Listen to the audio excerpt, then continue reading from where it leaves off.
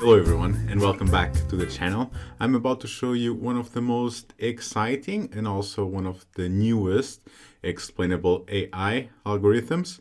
It was created by the Boston Consulting Group, or BCG, one of the most renowned consulting companies in the world. And they created this algorithm that I really think that brings something that others did not. For me, I find it super interesting that it studies how the predictors interact among themselves and with our outcome. And this is something that we're going to see throughout this tutorial. It's going to be a long tutorial, not only in terms of the time of the video, but also the time it's going to take to run everything. At some point in time, I'll actually even put the stopwatch so that you can see how long it takes to run. Before I continue with the intro, let me kick it off by installing some libraries. So pip install, and then we install the gamma facet. Here we go. Next we install pip install, and then we do sklearndf. And this is something that I think it was created as well by the Boston Consulting Group, and as well pip install by dataset. Here we go. So everything should be here, and let me do Control Enter. All right, let's continue. Another cool thing that this algorithm does is that it also does the hyperparameter tuning, and on top, it uses all the learnings and all the models from the hyperparameter tuning in order to actually study how the variables interact among themselves. So I find that to be quite cool. Let's import some libraries. Now import pandas ASPD. Next, we do from sklearn.model selection, and here we go. We import repeated k-fold. Here we go. Next, from by dataset import data. Next, we do from sklearndf. We are going to import regressor pipeline df, and here we go. Next, from sklearn df dot, and here is regression, and here I need to include dot pipeline, and here I import my random forest regressor df. Next, from FACET, there you go, from FACET dot data I import sample, and then from FACET dot selection we are going to import the learner ranker and the learner grid. Here you go, a lot of them. Let's do Control Enter to run this, and let's now open the next cell line. So Control MB, and now we get our data, and here we go. So df equals to data, open parentheses, and then we put wages, and let's have a look at it. And here we go. So df dot head. Here you go. Let's do Control Enter to have a look at it, and we see that, you know, there's plenty of indicators that interact with the logarithm of wage, and we have years of experience, blue collar, education, and so on.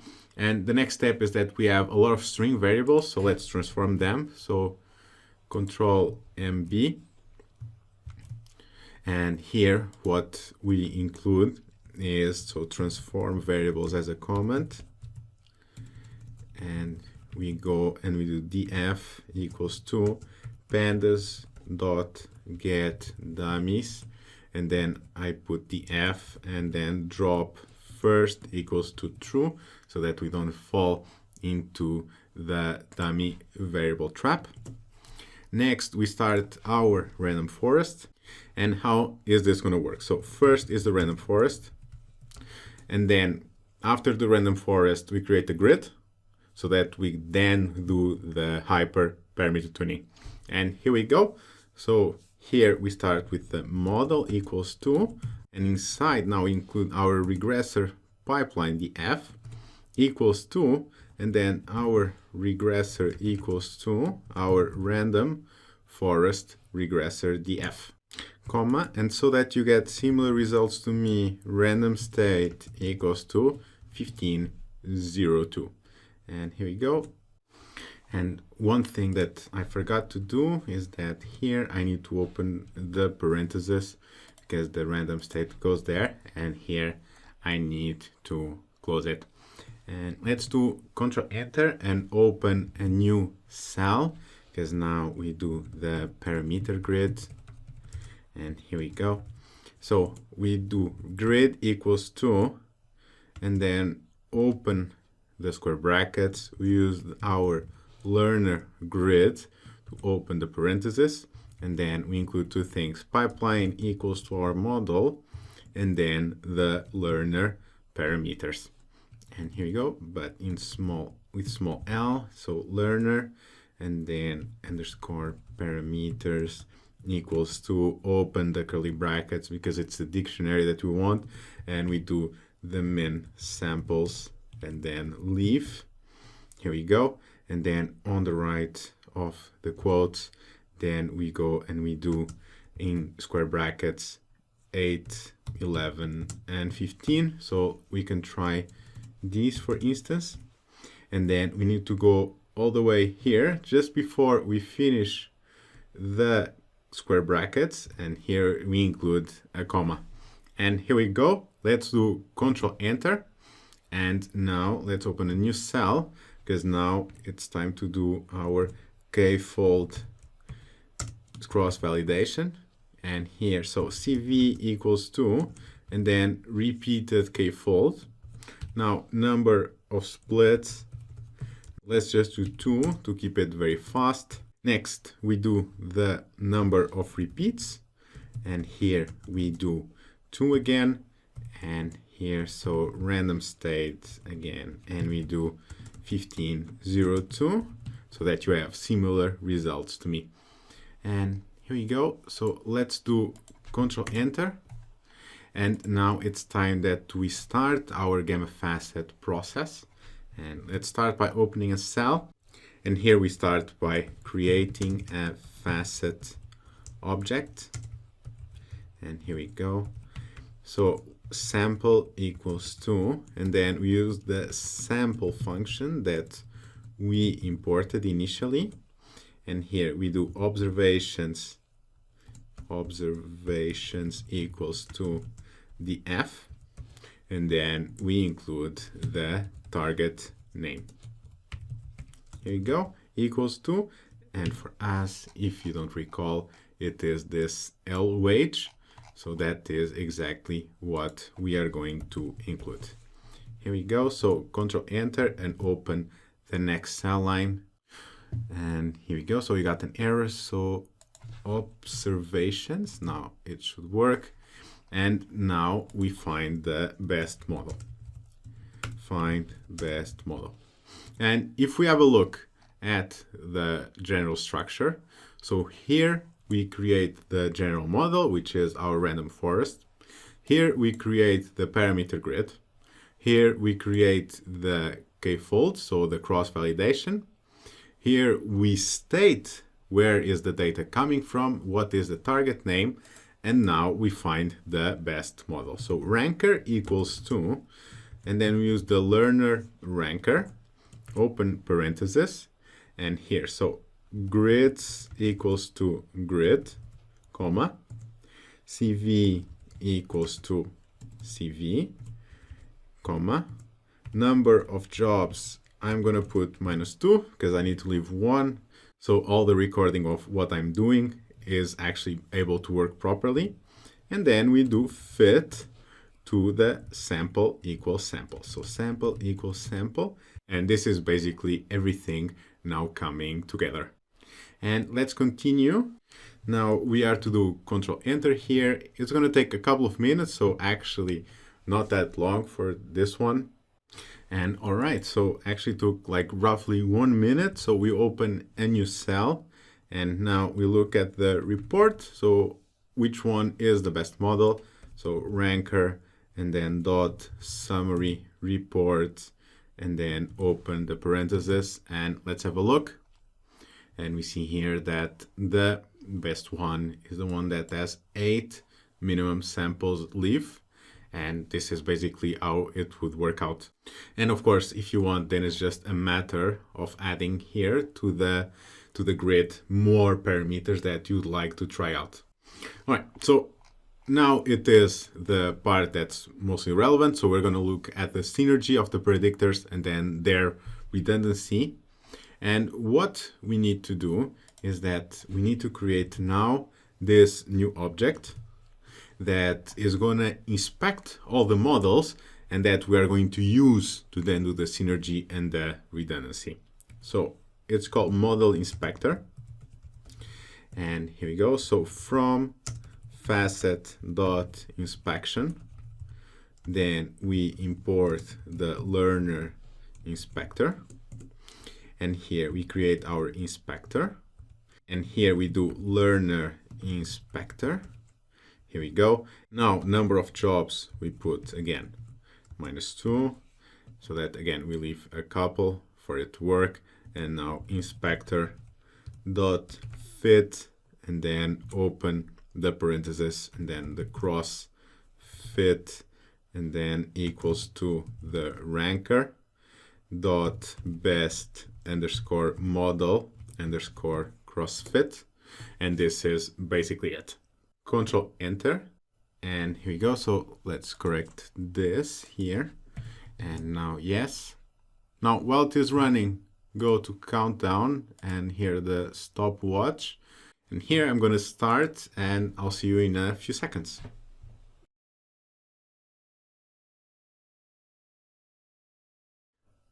All right, so actually even less than 10 minutes. Most likely. So when I did this test run, I think I had plenty of splits and plenty of repeats. And of course, when I decreased that also decreased massively the amount of time. So let's kick it off our synergy. And here we are going to do some visualization. And what we need, so from PyTools .viz .matrix, we import the matrix drawer, and here we create our synergy matrix. And let me put it correctly. So synergy matrix equals to inspector, and then dot feature, and then we want the synergy matrix here, and then open parentheses, and now we visualize it. So matrix drawer, open parentheses, and then style equals to, and then matplot, and then percent dot draw, and then open parentheses, we include our synergy matrix, and comma title equals to, and then synergy matrix. And here we go. Let me correct here, and let's do Control Enter. Now, how to interpret this? It's different looking here on the row names versus looking at them from a column perspective. And I think the education one is a good variable because it has mostly low values. So it is quite autonomous. But then if you look at education here, we see that it has a lot of high values. So 20, 11, 24, 37, 43, and so on.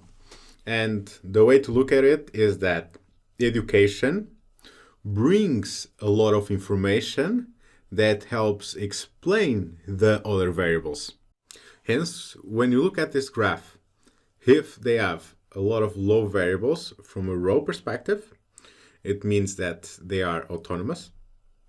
And if they have high values, when you look at it from a more column perspective, then it means that they are relevant and that they bring a lot of information combined with the other variables. Right. The next step is to look at the redundancy. So whereas synergy, we're looking at how well they are combining together and how well some of them are actually bringing some information from an autonomy perspective, but are also adding a lot of information to the others. When it comes to the redundancy, is the other way around. So how much information is already explained by one variable that's being repeated in another. And here we go. So let's open a cell, and here we go. So matrix of redundancy, and it is the same perspective. And what I want to do is actually I want to copy paste most of it. So Control C, and here Control V, and redundancy, and here as well, so feature redundancy, and below, so here it will be the redundancy matrix. And of course, let's also change the title, redundancy. And this should be it. So let's do Control Enter. So redundancy is not, of course, so redundancy. And here you go. And now hopefully it will work out. And here we go. And let's have a look at the pair, education and then blue collar. So we have them here and as well below. Looking from an education perspective, so 22% of the information that is in education is explained by blue collar.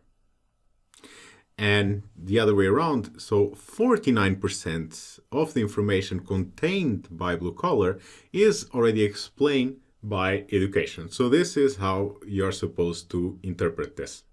Now, looking at this may seem confusing, so there's actually another way that we can try this out, and let's try and do a dendrogram out of this. So dendrogram, so from PyTools, then .viz .dendrogram. It's actually with an R over here, and we are going to import the dendrogram drawer. And here we go. Now we create this redundancy object equals to, and then inspector, and then dot feature, and then redundancy, but instead of matrix, linkage. Here you go, open the parentheses, and now we do our dendrogram drawer, open the parentheses, and then on the right, so draw, and then data equals to redundancy, comma, and then title. Let's include the redundancy, and then we put dendrogram. And here we go. Let's do Control Enter. I find this to be the most interesting way to look at this. One thing to know is that, for instance, when it comes to experience, so experience has 18% of relevance when it comes to predicting wages, education has 24%. And one thing that can be done after you look at this is, for instance, start by removing these variables that have very low importance to see how it works out, so that in the end you have an analysis in which the predictors really do matter and they do make sense, and they do not actually are just bringing noise to it, which can be potentially harmful for it. As a result, this was a long tutorial. I hope though that you are now at least feel ready to start using a bit our Gamma FACET, and I hope that I made some justice to how much of an incredible tool this is for you to use when it comes to explaining your artificial intelligence algorithms. I'm looking forward to seeing you in the next video, and until then, have fun.